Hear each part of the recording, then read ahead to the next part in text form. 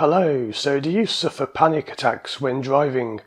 My name's Paul and I've been a driving instructor for 20 years and I'm also a qualified hypnotherapist. So in this video I'm going to talk to you about where the problem comes from and what you can do about it. The first thing I'd like to say is that if you've been to see a doctor and you've been told you can't do anything about this, you're just stuck with it, there's nothing you can do, sorry, that is absolute rubbish. Now, doctors are great when it comes to things like fixing broken arms, sending people for operations, helping with physical things like that. But when it comes to the mind, they haven't got a clue what they're talking about.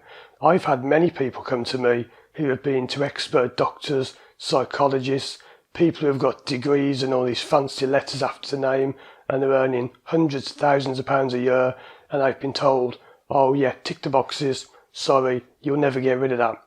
Rubbish. They've come to me and I've got rid of it within an hour. You can get rid of this. So let's have a look at how we do that. So where does the problem come from? It's really important you understand this because this is one of the key things to fixing the panic attacks when you're driving. Now it can be caused by several different things and I won't go through them all here, but the most common one by far is that it's because your subconscious mind is believing something to be true about driving which is misunderstood. Now I'm going to give you an example of a case that I worked on recently. The conscious mind is what I'm talking to you with now. So when you're thinking and when you're talking and when you're living your life every day, day to day, this is your conscious mind in action. But your conscious mind is only about 10% of your total mind. The other 90% is the subconscious. And we've all seen examples of the subconscious mind, like how many times have you ever done something automatically, like when you drive a car, you don't have to think about it, it just happens, you're just moving the pedals, the wheel, changing gear, whatever, it happens automatically. When you walk along the street, you don't have to think, left leg up, bend my knee, put my leg forward, put my foot down, it happens subconsciously. When I'm talking to you now, it's happening subconsciously. I'm not thinking, open my mouth and move my tongue. It just happens at a subconscious level. So most things we do in life happen at a subconscious level. That's why some things won't work to get rid of this. For example, if you've ever had the misfortune to be recommended CBT, Cognitive Behavioural Therapy, or as we call it, most therapists call it, cognitive behavioural torture. They ask you to fill in these forms. How do you feel on 1 to 10? What's your current mood? Rate your overall mood. How did you feel yesterday? Fill in that form. Next page. Fill in this form. Questions 1 to 9. Over the last 2 weeks, how often have you been bothered by any of these problems? Falling asleep, feeling tired, poor appetite. Fill in that form. Next day, fill in that form as well. Every day, fill in form after form after form. Look at these forms. Graphs you have to fill in, charts. Every day you've got to fill in each one of these over the course of months and months and months. Look at them all. CBT, no. The number of people have come to me and said, I've tried CBT, didn't do anything. I don't recommend it. If you want to get rid of panic attacks, you need to go to the root cause of the problem, which is the subconscious mind.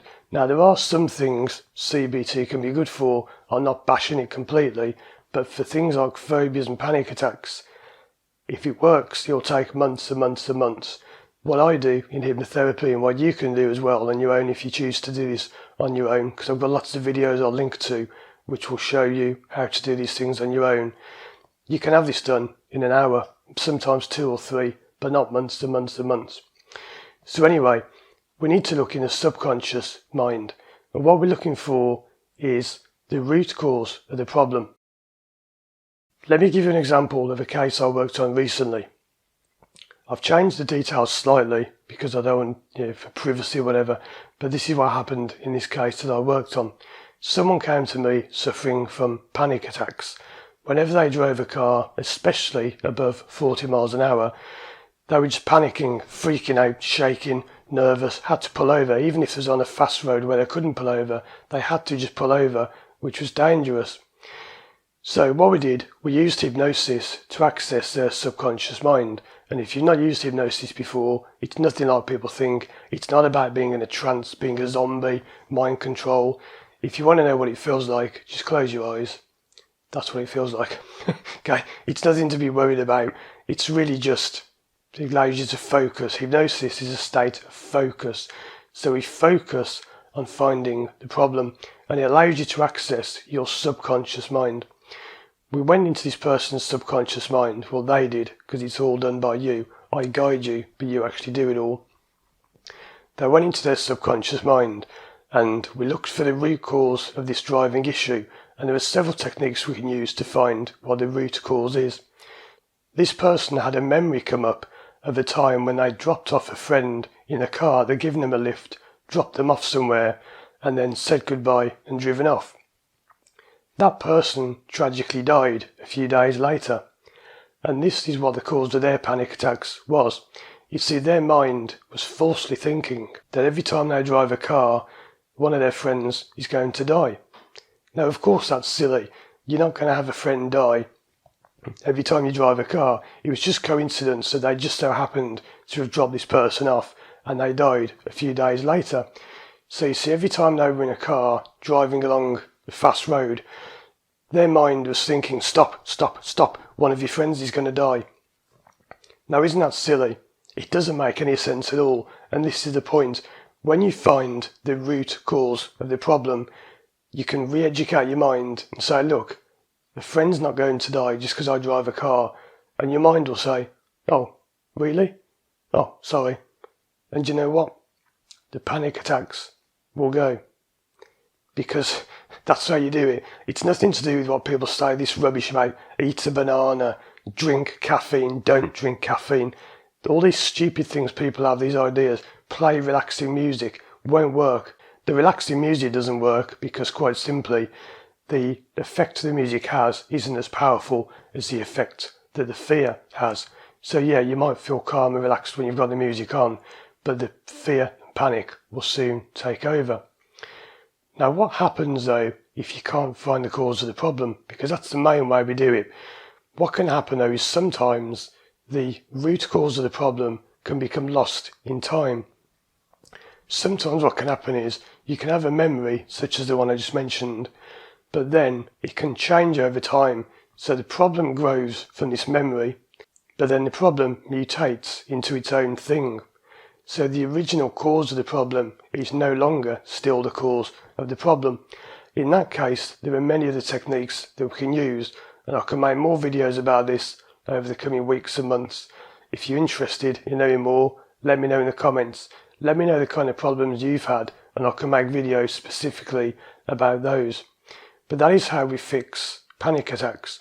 The main way is you find the root cause of the problem, and then you simply re-educate your mind into understanding that isn't actually right. So you've got it wrong. You're saying to your mind, look, you've got it wrong. That's not exactly correct. You don't need to associate driving with death or with a fear or with panic attacks. And that is one way that we help with driving fear, driving anxiety, panic attacks, driving phobia, whatever you want to call it. Remember, whatever you call it, it's just a label. A lot of people when they go to doctors are given these labels. Oh, you've got general anxiety, yeah, have that. The way it works is when you go to see a doctor, they have to tick a box and say this person has that, yeah, give them that, there you go. Next person, you can have that, there you go. And these people walk off with labels. I'm not knocking the doctors do a great job, but when it comes to things like panic attacks, fear, phobia, they are out of their depth and they don't know what they're talking about. So if you've been given a label, do you know what you can do with the label? You can burn it. And once something has been burnt, it can never come back. Take your label, burn it, get rid of it. If you've got a driving fear, driving phobia, you can get rid of it. You're not stuck with it. And it's quite simple to get rid of. So I've got lots of videos on this channel. I've got some techniques called EFT, which is a thing where you tap on your body like this, and it can help to relieve some of the symptoms. I've got several free hypnosis videos on here.